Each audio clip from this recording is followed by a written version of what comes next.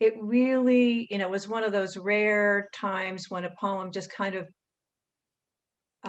announces its existence and what shape it wants to take. Um, I don't think it was real deliberate, the spacing. Mhm. There were some constraints that I put on it on the page, but for the most part, I think this is how the poem wanted to appear.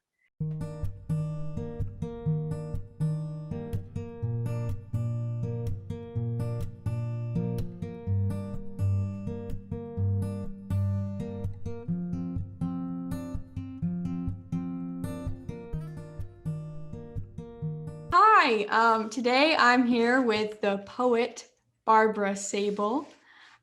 She is a published poet, has many accolades. She's a two-time Pushcart Prize nominee. She's a recipient of the Individual Excellence Award from the Ohio Arts Council, and she's the recipient of the Mary Jean Irian Poetry Prize. So she's got a lot to say.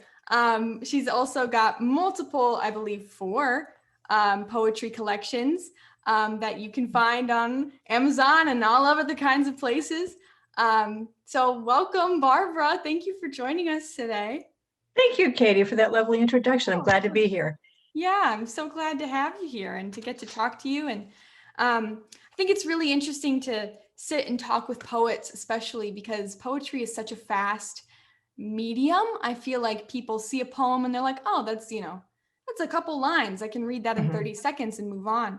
But the thing about poetry is it's so much deeper than those few lines. There's so much more to analyze. So I'm really excited to sit with you and give you some time, some space to talk to us about, the craft, about some specific poems and your passion for it. So Great, delighted. yeah. Yeah. I'd like to start with talk a little bit about where you have, at least professionally, become a poem or a poet, pardon me, at your time at Spalding University. And, for those that don't know, Spalding University is a private university in Louisville, Kentucky. They have all kinds of majors and things, but Barbara has her MFA in creative writing. And their program there is quite interesting from what I was reading up about. It's seems to be that people are paired up with mentors often, and it's very one-on-one work.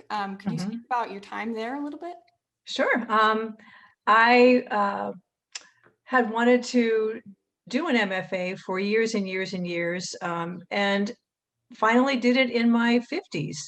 And it was life-changing in terms of my writing, in terms of a path that I'm now seriously following. It was a wonderful experience, and it's where I met my buddy George Schricker. So we were in the same class together. But it's a wonderful program, and you are paired up with a mentor. It's a low residency program, so there's twice a year, there's a 10-day residency, and it's very intensive. And then during the times in between, you're paired up with a mentor, and you write essays. And so it's really in-depth, it's study not just of the craft of writing, but learning how to read, which is so important, in terms of understanding poetry, as you were talking about, and, in parsing it out and really understanding what makes a poem tick, what makes it successful. So a lot of essay writing and just writing poetry. I mean, it's immersive. And the cool thing about Spalding is that its focus is cross-genre. So we study playwriting, we study, if you're in poetry, you're studying drama, you're studying children's writing, you're studying fiction, nonfiction. So you really get a taste of expanding your literary horizons in all these different genres, and true for everyone else in every genre. So it's a really comprehensive program.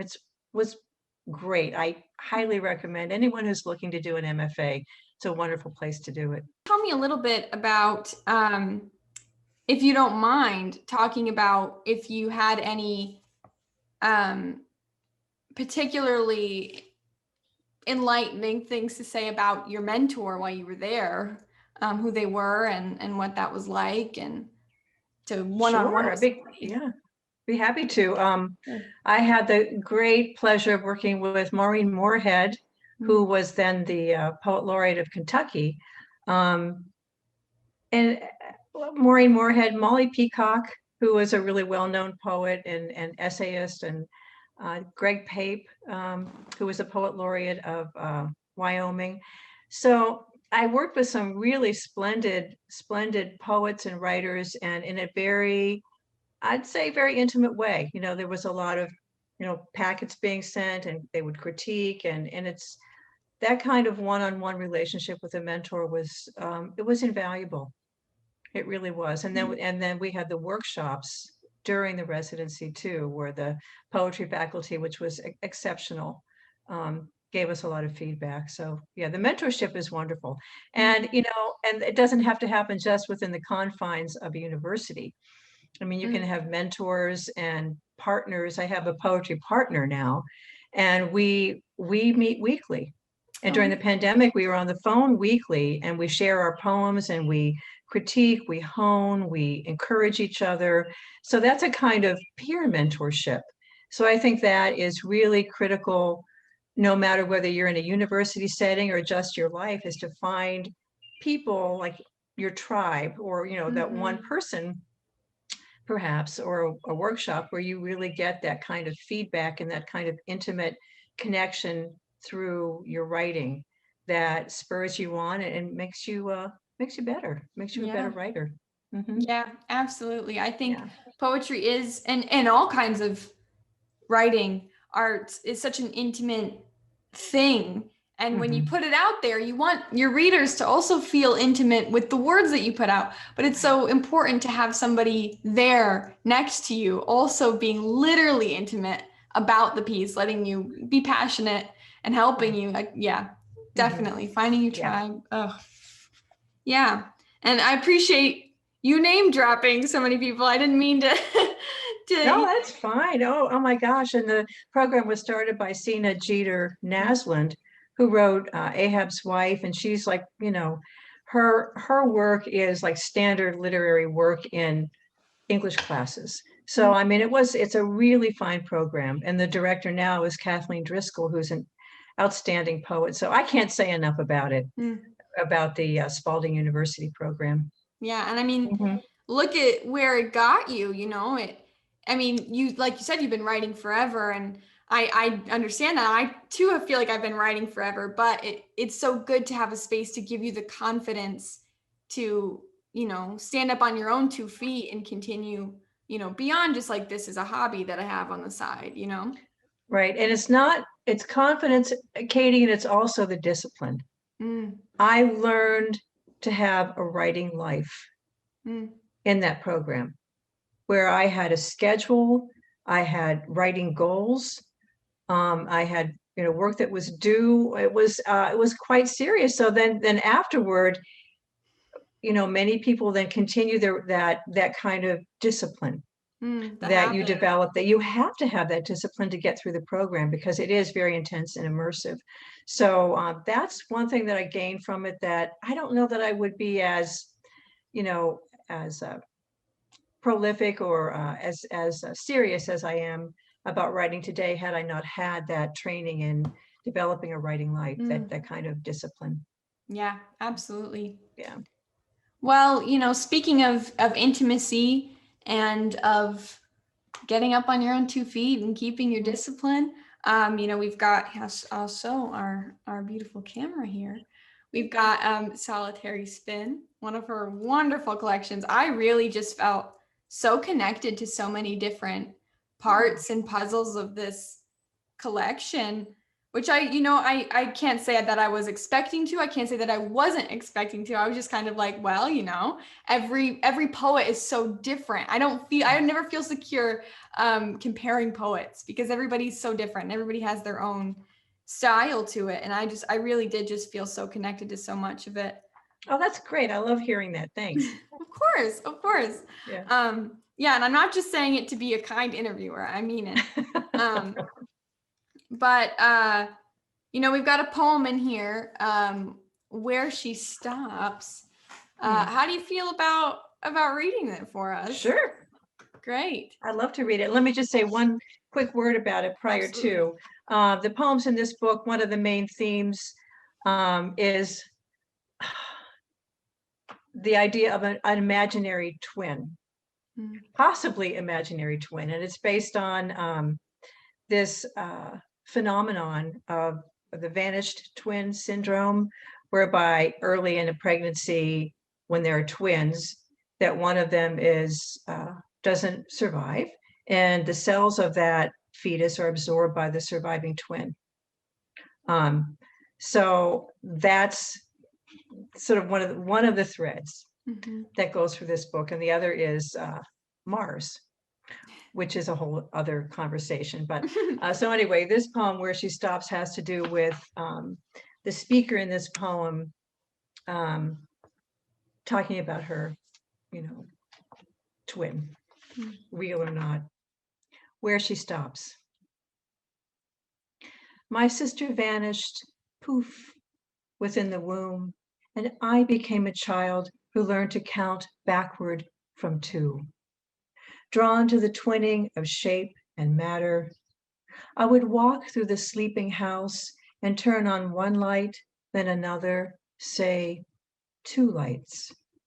In the morning, 2 halves of a peach on the cutting board. By the kitchen door, 1 pair of kicked off high tops. My own bare feet on the cold linoleum. Sisters, the brief synchronous bellowing of our miniature lungs. In time, I grasped the notion of 1, single shadow pitching above the hopscotch court, last slant of day through the window. My likeness in the pain. Advancing to naught, solitary placeholder, nil value that I learned to attach to 02, 01, and so on. We were taught that 0 times 1 always equals 0, rounder than a compass tracing, goose egg, portal, socket, hollow. Do your math, said the nun. Oh, circle of light, peeping hole, beam, 2 small hands at its globed seam.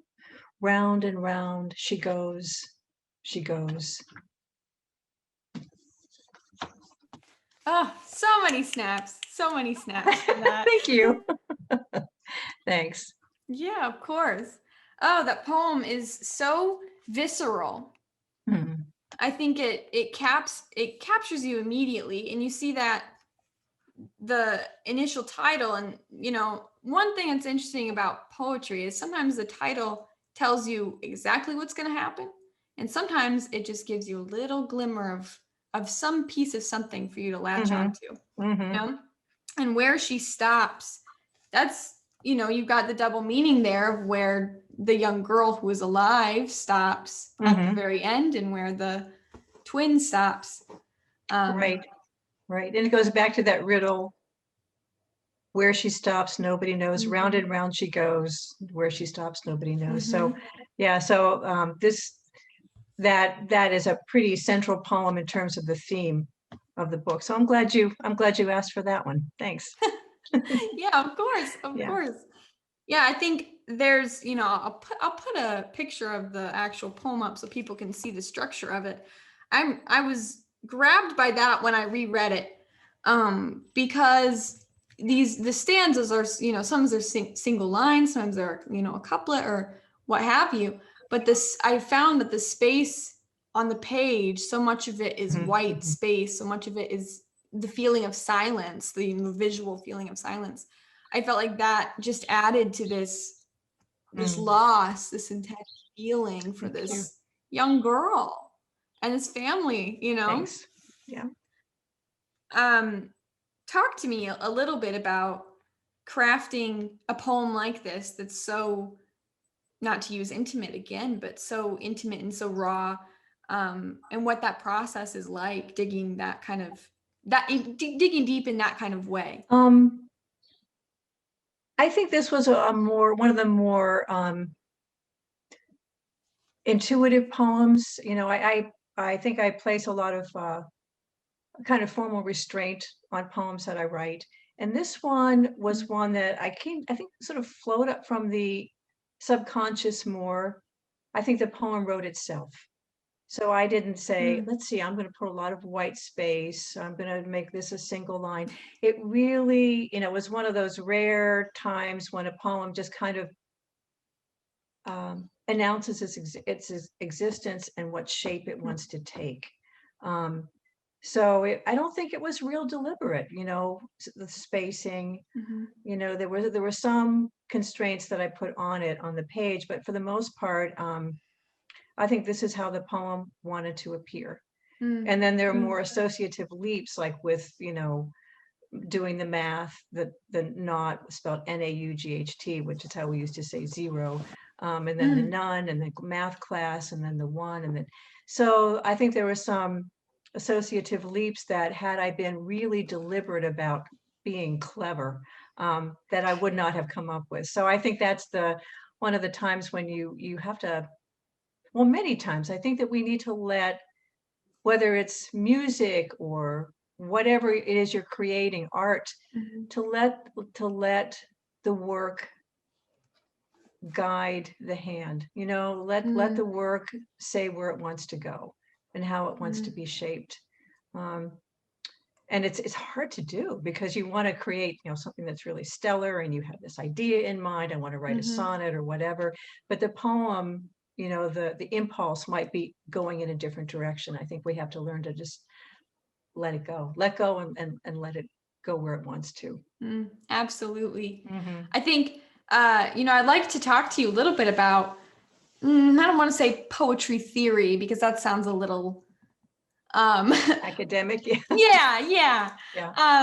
But I'd like to talk about the dichotomy that you started talking about between writing poetry, and how so often, not all the time, but so often, writers feel the need, or poets feel the need, to follow the rules of poetry, and make sure that my stanzas have X amount of syllables in them, make sure I'm following this form or that form, versus just letting it be free verse, if you will, or whatever it needs to be. Where do you feel like you lie in following the rules or not following the rules of poetry? I think I'm in some gray area between those two, because I love formal poetry, and it's one thing I learned at Spalding. So in my newest book, there's a lot of poetry in form.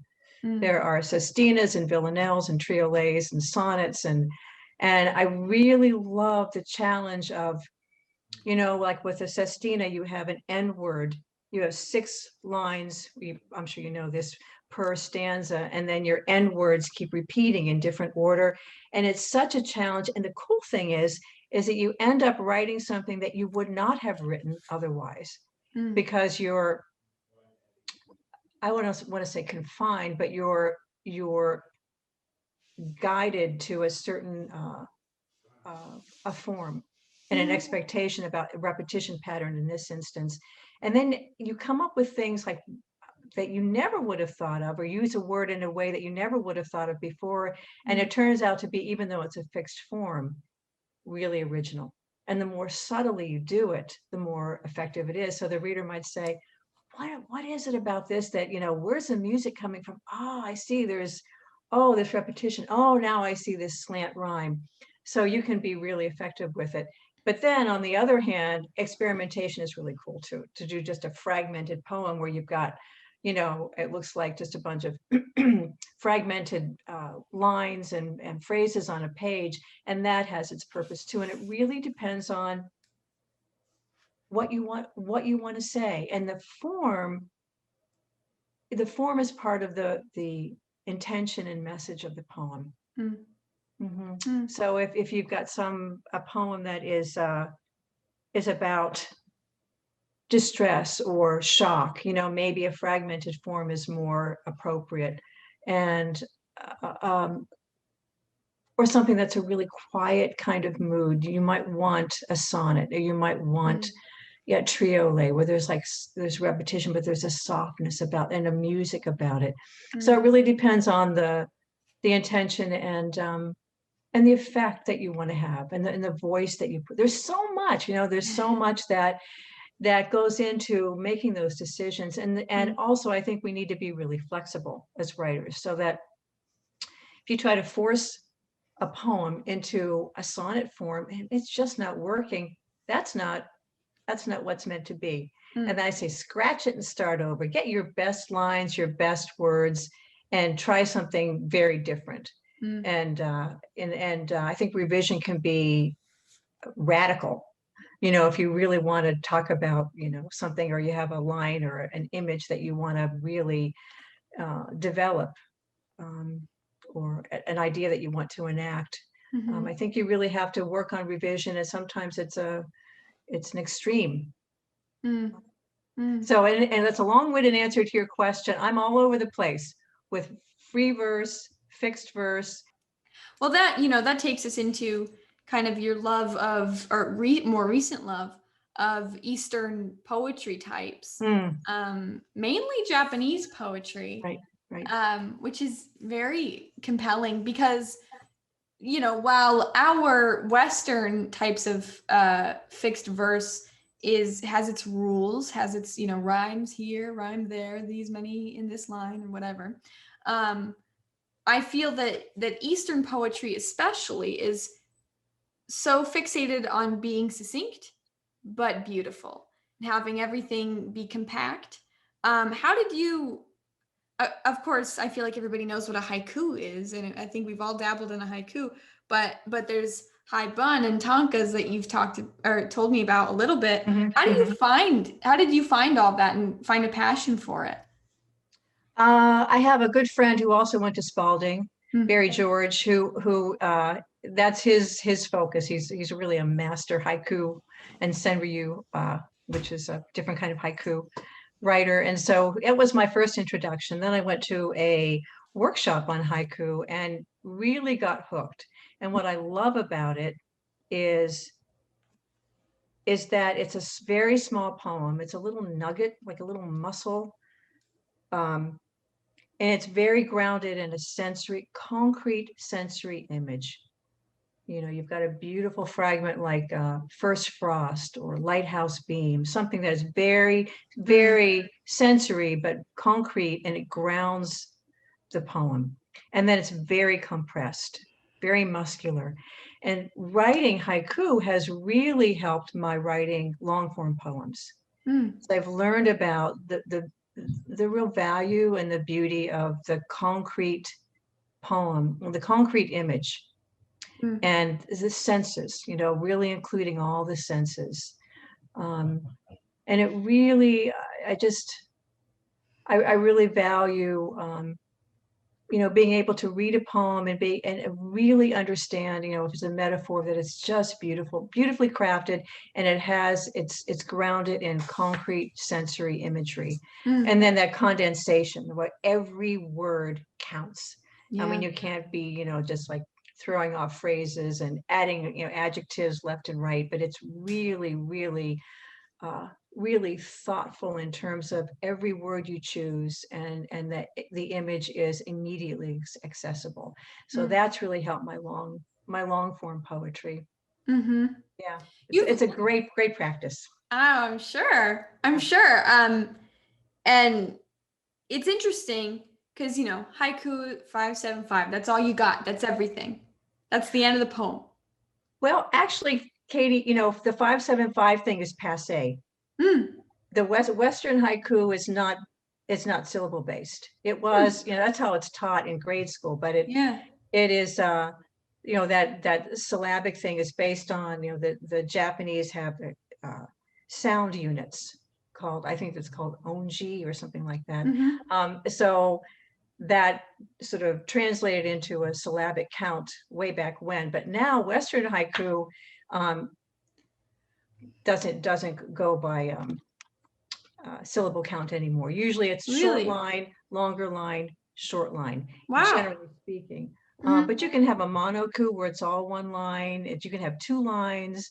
It really is, I really has kind of blown open in terms of it's got some guidelines and Mm-hmm. some rules, well, or guidelines, not really rules, Mm. but it's much more liberal than I think common conception about the 575. That's out the window. Mm.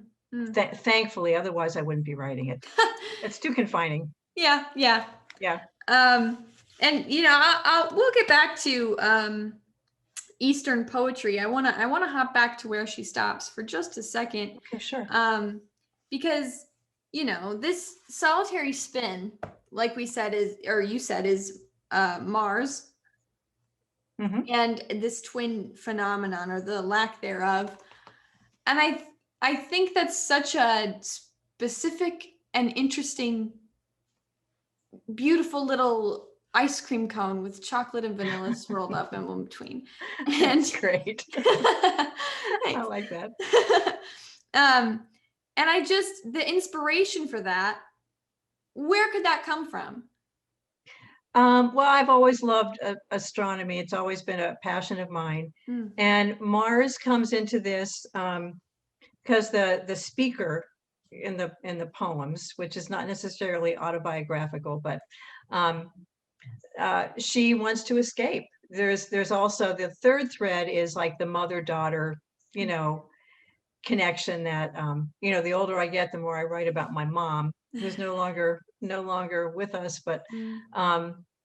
the difficult mother-daughter things. And there's like this longing for another world, to be on another planet, and Mars comes into the picture. And also there's a female astronomer from the 16th century that I really admire. So that comes into it too. And that opens the book, Fields of Haveen, about Tycho Brahe's sister, Sophia. So there's this escape plan, it's all fantasy. It's like the ultimate running away from home fantasy, escaping to Mars. And it's the self and the other self, comes into this a lot too, with the twinning, and then the being on Earth, but also being somewhere in space as a coping mechanism. So there are a lot of layers to that Mars piece. And there's a lot of moon and stars imagery and Mars and planetary things going on in the book that have to do with the speaker wanting some escape, even if it's from that longing for the other, who that missing twin. I mean, it's psychological, and I could probably sit down with a therapist and sort all this out. It comes out. And I mean, I think the other thing is like this goes to the question of what's the use of poetry for the poet. It can be very healing. And I was listening to an interview with Ross Gay, another poet who's very hot on the scene right now, and he was being interviewed, and the person who was interviewing him said, "So what is the purpose of poetry? Why do you write?" And he said, "We write to heal ourselves and to heal each other." I thought that was so beautiful. Yeah. So someone might write a poem about an issue, mother-daughter issue, or something that is relevant to the reader, and the reader says, "Oh, now I have words for that.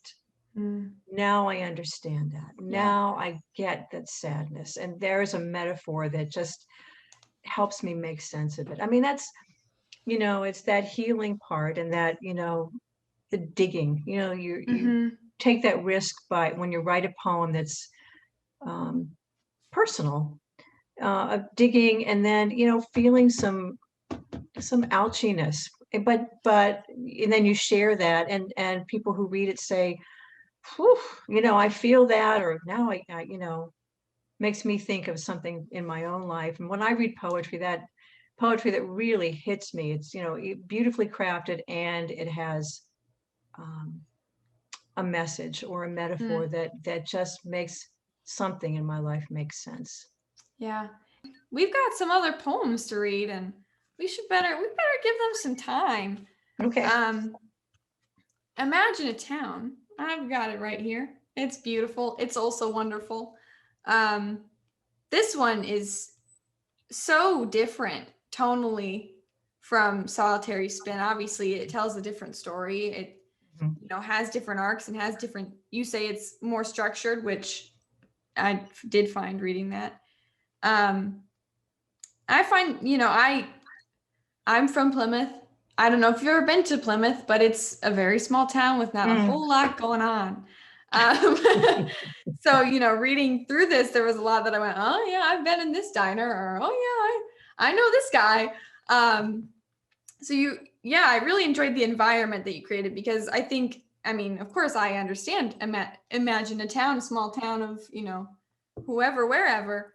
But there's also, I feel, a universality, even if you're from a city or, from wherever. That's great. Thank you. Thank you for that feedback. That's what I was wanting, because America is a bunch of small towns, or wherever one is from. Doesn't have to be America. It's a small town, and when you leave it and come back, it's changed, and you're changed.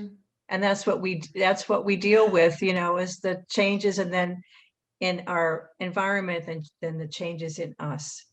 And that, we come to terms with that. And it's a big question of identity, Oh yeah.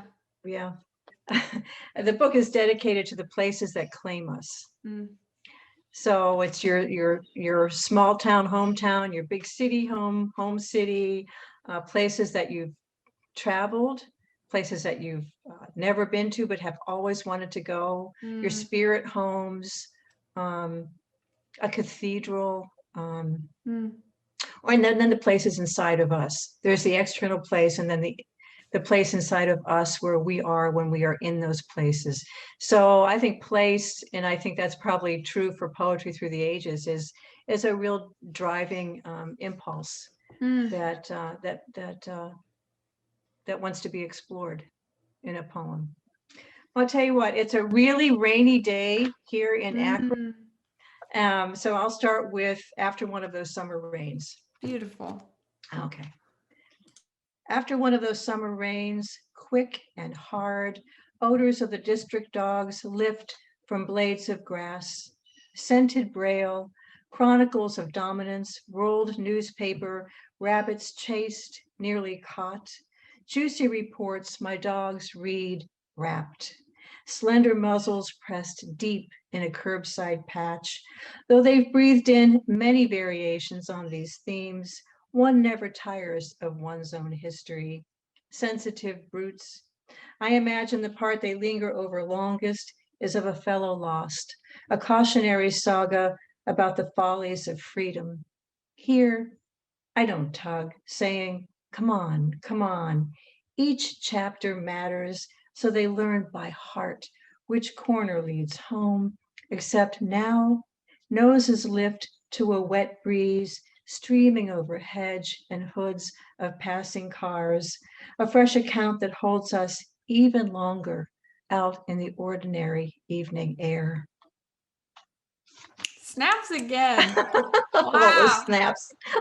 Thank you for those snaps. And this kind of goes to and I'm sure I don't have to explain this, the fact of the extraordinary in the ordinary. There's just an ordinary walk, but there's so much to take in, especially in the summer. Yes.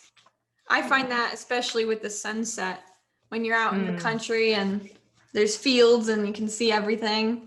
Yeah. Oh, it's just a sunset. You see it every night. Yeah. Well, yeah, we talk about the extraordinary versus the ordinary and how they are often sometimes the same thing. We already talked about inspiration a little bit, but is this the kind of poem that you're sitting on the porch and you can smell the rain on the pavement and you're like, oh, I got a poem for this?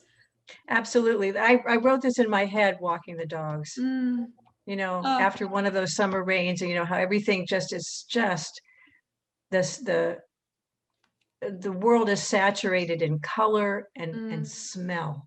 I mean, it's like alive, sensory wise. And then the dogs, oh my gosh. I mean, talk about, intense sensory experiences. So, so this really came to me as I was walking the dogs. And I think, I know you write also, I don't know about you, but when I'm walking, That's a really great time where just lines occur, and if you're attentive to what's going on, like my desk is right in front of a window that looks out to the street, um, and I get all sorts of ideas just looking out and watching the birds or the neighbors or the kids skateboarding or whatever it might be. So I think it's just being attentive and then taking in that sensory stimulation, and walking and being outside, I think is a good source of that.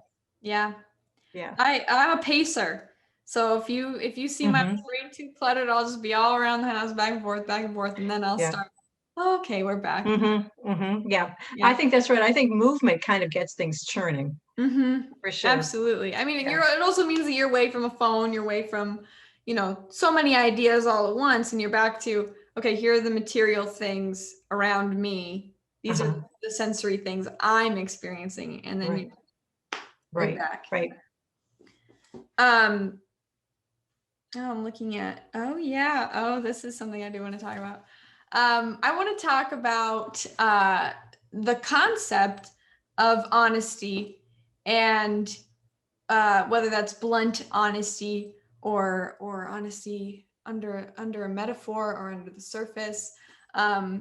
I feel like when you read a broad group of poetry, especially, I'm reading a lot of collegiate young kid poetry, and they're, like me, finding their voice and figuring out what they like.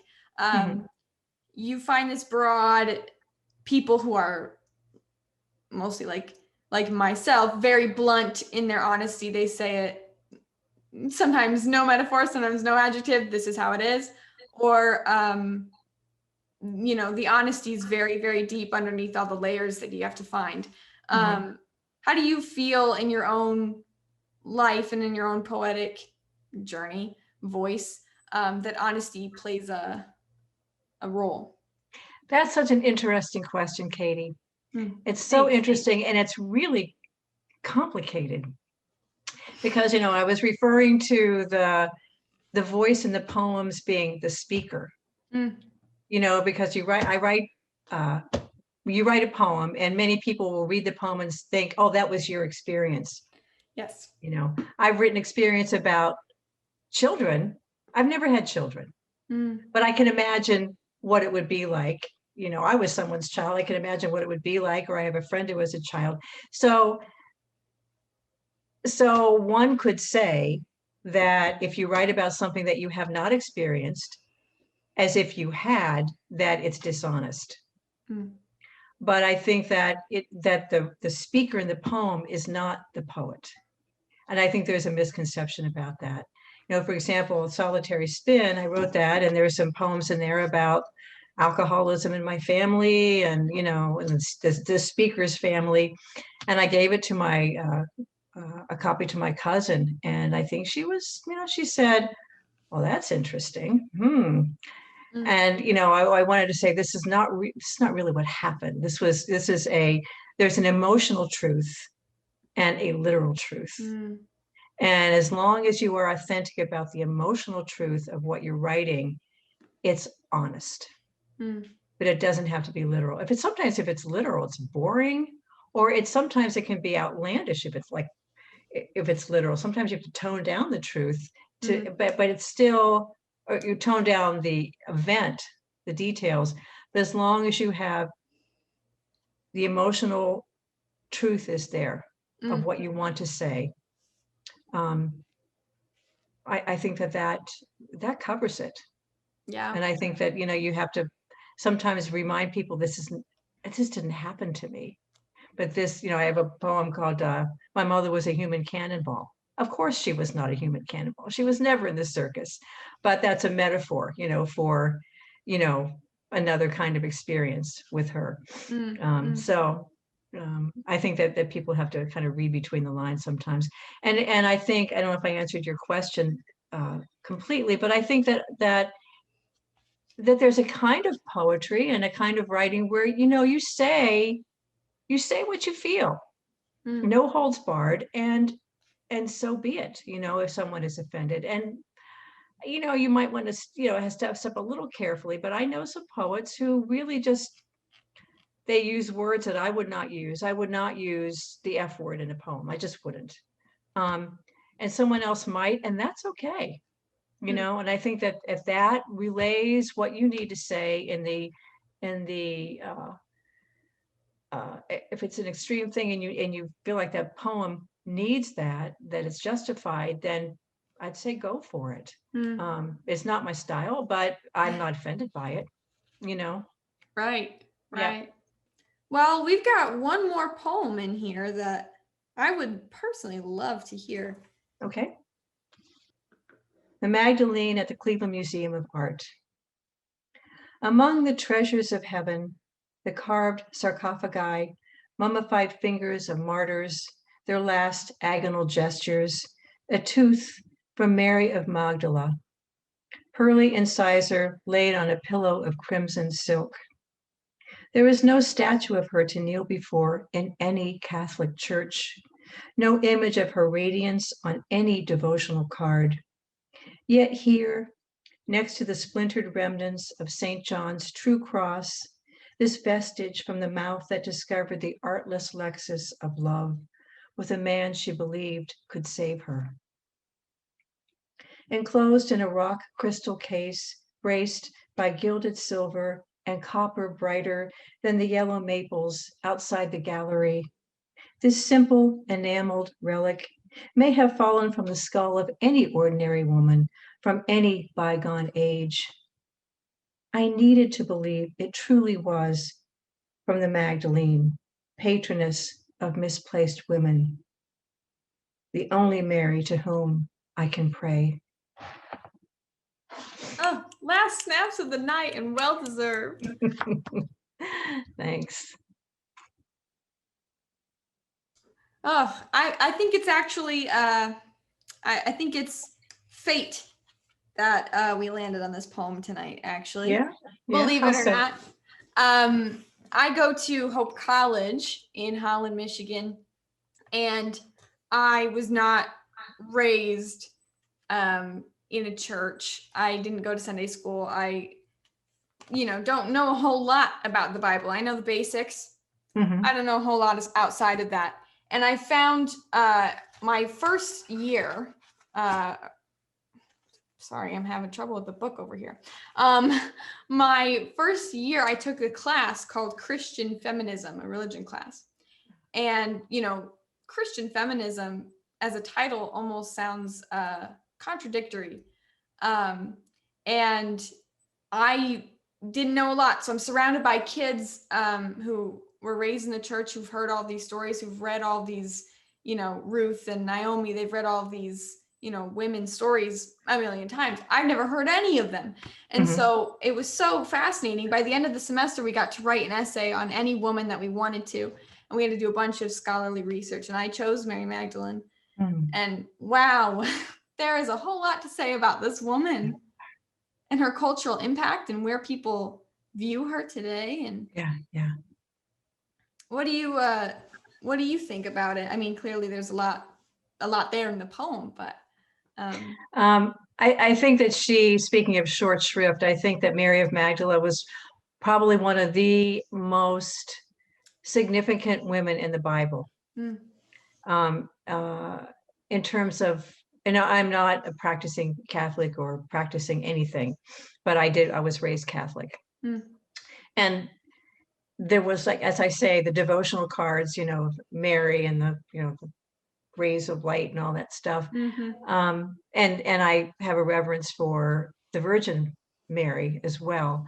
I think she was a hugely important feminine figure in the Bible. Well, not so much in the Bible, but really in Catholic, the stories. But Mary of Magdala, I mean, she was Jesus's lover, which is, very possible. She loved him. He loved her. She, possibly came from a life on the streets. Who knows whether that was made up. But she found grace within herself. She found love. She was just integral to the whole Jesus story. Mm-hmm. And I think that the fact that she was, as I say in the poem, there's no real respect for her, and she was a misplaced woman in terms of Mm-hmm. history, and I think so many of us can relate to that. Yeah. From a feminist point of view, is that there isn't the appreciation. Like back to talking about Sophia Brahe, Mm. amazing amateur astronomer. I mean, she discovered systems that we still use in astronomy. Mm. But where is she in the science books? She's not Yeah. there. Who do you hear? You Yeah, hear Tycho. You don't hear Sophia. that's right. That's right. So yeah, so I have trouble praying to anyone, but if I pray to anyone, it's to Mary or Jesus's mother, or Mary Magdala, for walking a path that was difficult to walk, and finding her own inner grace and Mm. surviving. Yeah. So anyway, I hadn't really put that in words, Katie. So I hadn't really thought about that, but I do have a sort of fascination and a real respect for her, partly because she's so left out, yet so integral to the story. You have a degree in communication disorders, Mm-hmm. and you are a speech pathologist. Mm-hmm. Do you think that all of this work and all of this exterior knowledge affects your poetry and your writing and how you see the world? I do, maybe not directly, but being a speech pathologist, and I worked with people who had strokes, so I worked with adults, more, the neuro element of speech pathology. And so I think that the patterns of speech, that there are different patterns of speech. It can be staccato, it can be fluid. I think that I have a hyper awareness about speech patterns, and certainly about voice, which is kind of almost a professional hazard. Sometimes I'll hear a voice and think, I could help that person. So I think in terms of the rhythms and music of a speech line that comes in, and then also sounds, like what does a hard k sound or a g sound, if you use that a lot in your words, and you're talking about something that is harsh, do you use those kind of sounds that are they're called lingual velar, but anyway, those back sounds, or do you use softer sounds? You use an S sound, the sibilants, and sh and s, for softer things like the sound of water or a hushed tone. So I think an appreciation of how units of sound work in terms of meaning and in terms of the effect of a word. I think that I bring that to poetry. Then also, having worked with people who lost their speech. I mean, and then they might get out one or two words, and they might use really interesting ways, if they can't think of the word they want to say, really interesting ways of talking about that thing that they can't think of, like if they want to say light or lamp, and the word finding problems after a stroke, you just can't think of it. They might say the glow in a room that comes from the corner, or something like that. Oh, a lamp is what you're talking about. So there are ways of circumlocuting the name of something that is a strategy for someone who's had a stroke. And I was like, wow, that was ingenious how you communicated that without being able to think of the word. You came up with this really ingenious and really actually beautiful way to say lamp when you couldn't think of the word lamp. So I have one poem in one of the books. I could read it if we have time. Oh, sure. That I wrote for one of my patients, a young woman who had a stroke. This is called Hushed, Mm. and this is for someone named Annie. And this is what I'm talking about. Some days, the blossoming sweet bay suggests the Chesapeake, and her girlhood lifts like the call of gulls laughing across wide water, this far inland. On such days, she is parched from the dry scrabble of sounds, cluck and scratch of chickens in the clay earth. Since the day her brain gasped for oxygen, the blind weight of her tongue gropes for sound, clappers swinging mid-air, no bell lip to catch it, scratch and cluck, dust in the mouth.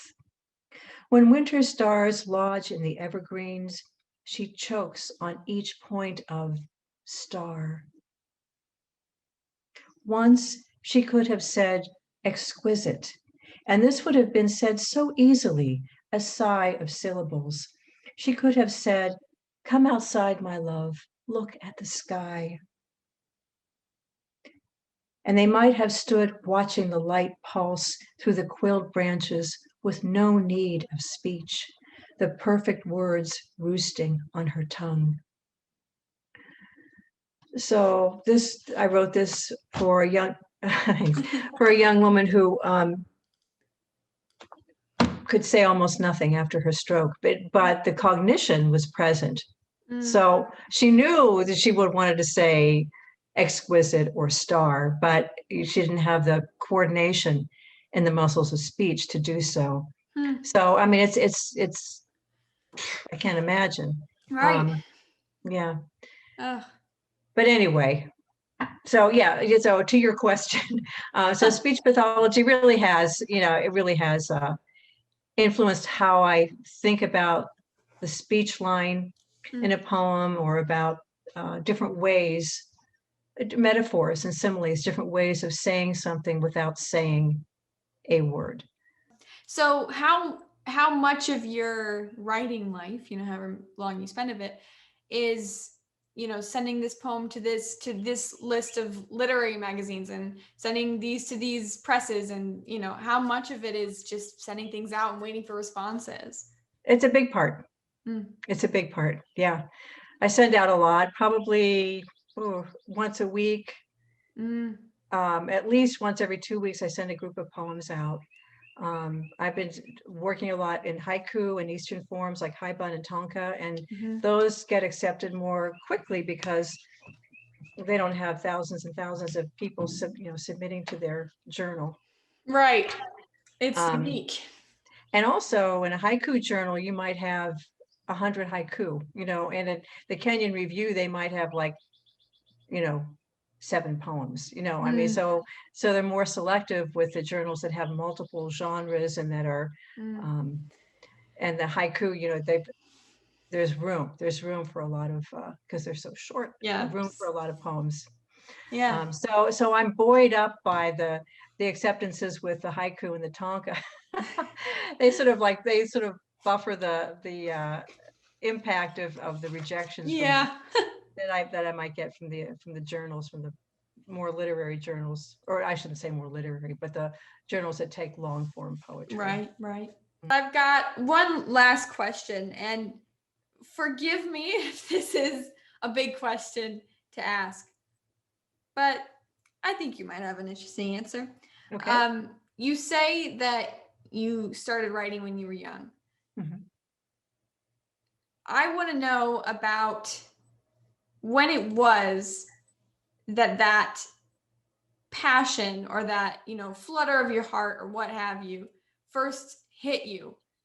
When you realized, like, oh, this isn't just my language arts class, or learning English. This is something much, much bigger. I think it was when I was a junior in high school. Mm. And I read a lot of poetry. And I made a little chapbook, a handmade chapbook, and it was okay for a total novice.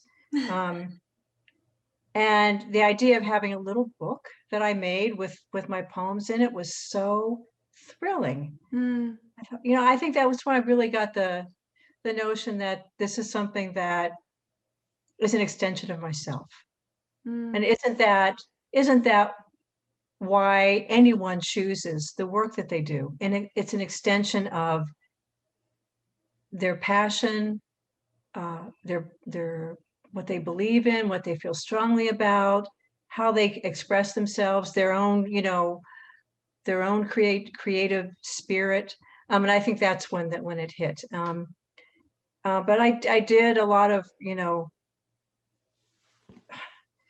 strange jobs for a long time before I even ever went to college. And then I studied French. yes. So I was really into French poetry, Mm, reading. And that was my major. And always poetry was always in the sort of like, on the back burner, always on like low on simmer.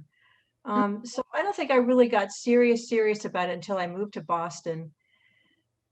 Um, oh, I won't give you my life story, but and I started going to poetry readings at night in little mm, clubs in Boston, and was blown away. And that might be the second lightning strike. The first was in high school, and the second was like listening to poets in little clubs and mm, coffee houses in Boston, and then taking some night classes at Boston University, and really feeling like, okay, this is it. This is a true extension of everything uh, about my creative spirit mm, and who I am. But mm. then, of course, I went into French, and then I went into a clinical field.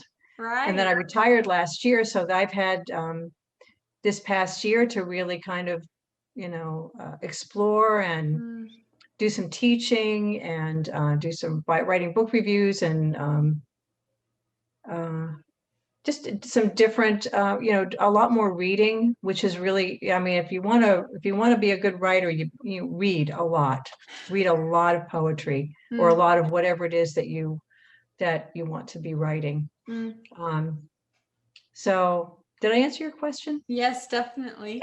Oh, and Definitely. then of course, when I went to Spalding, that was lightning strike number 3. It's like, oh, this is it. Absolutely, I've landed on it. Mm, At that point, I was working part-time, and then I could really start, finally, a serious writing life. yeah. Yeah. Yeah. So I'm kind Welcome. of a late bloomer in that sense. Yeah. Hey, everything in its own time. That's It's all right, Katie. happening how it's supposed to, you know? That's right. Well, Yeah. congratulations on your retirement. Thank Um, you. that's so exciting. Congratulations on Imagine a Town, of course. Thank you. Um, and the rest, the ones before then. Um, Thanks. is there any last things that you want to leave us with? Um, I would say that for anyone who's wondering, is this something, if I want to write, is it worth pursuing? Mm, Do it against all odds. mm, I wish I had started really when that first lightning bolt hit, and I wish I had chosen, a field that had to do with English and mm, writing and, university life.